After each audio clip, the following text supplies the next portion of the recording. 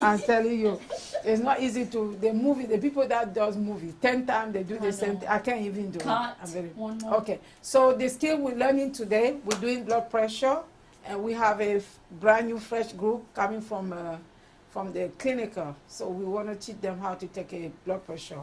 So before we start taking blood pressure, we have to introduce ourselves to the client. We're going to the client. We're looking at our client face to face, and we introduce ourselves. Hi, good morning, Miss Adama.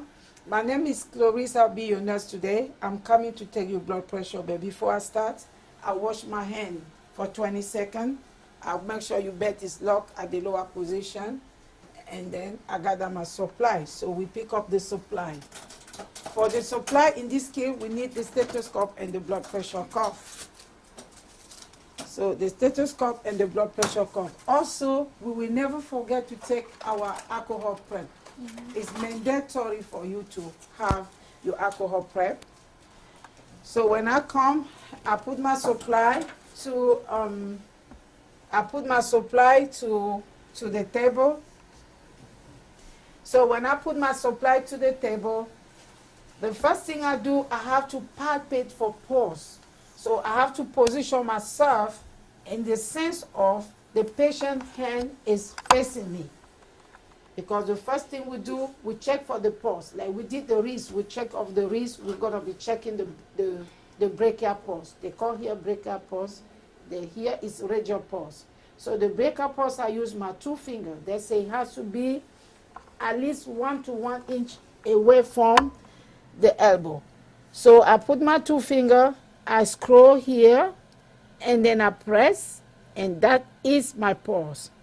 I check the pulse first. When I finish to check my pulse, I use my alcohol prep to wipe my stethoscope. So when I finish to clean the stethoscope,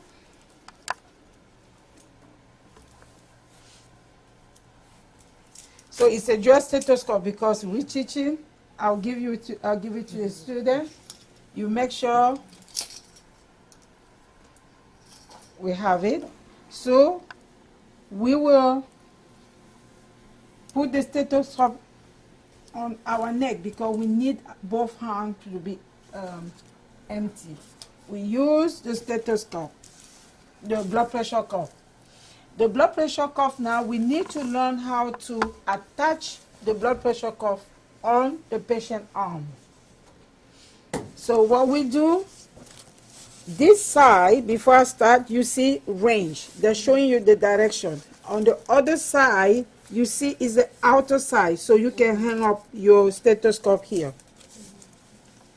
I mean your sphygmomanometer. Now, we have to make sure that this is 1 to 1 inch away from the elbow.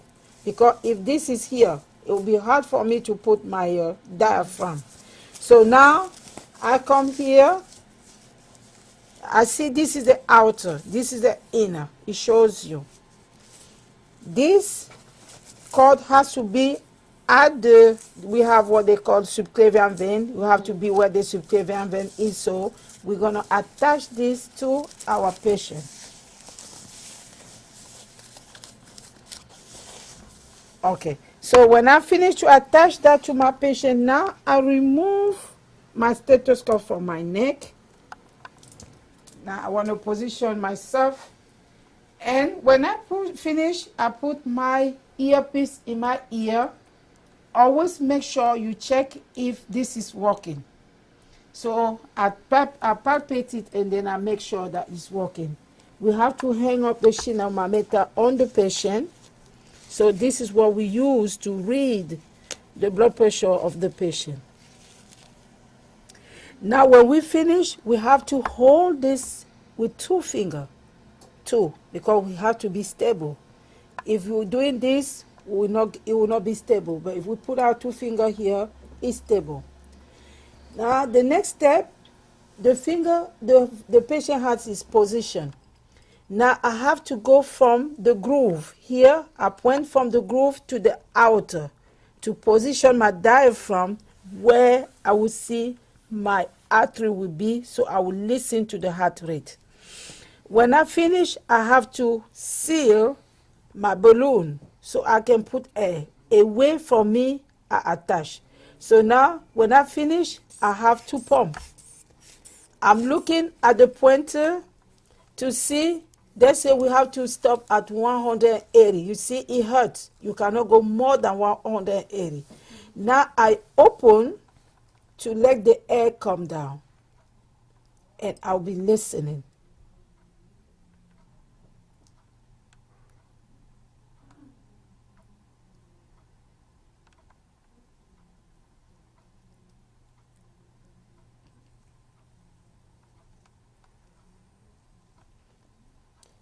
Okay, when you get to after 60, you have to open completely to release the blood pressure cuff away from the patient arm.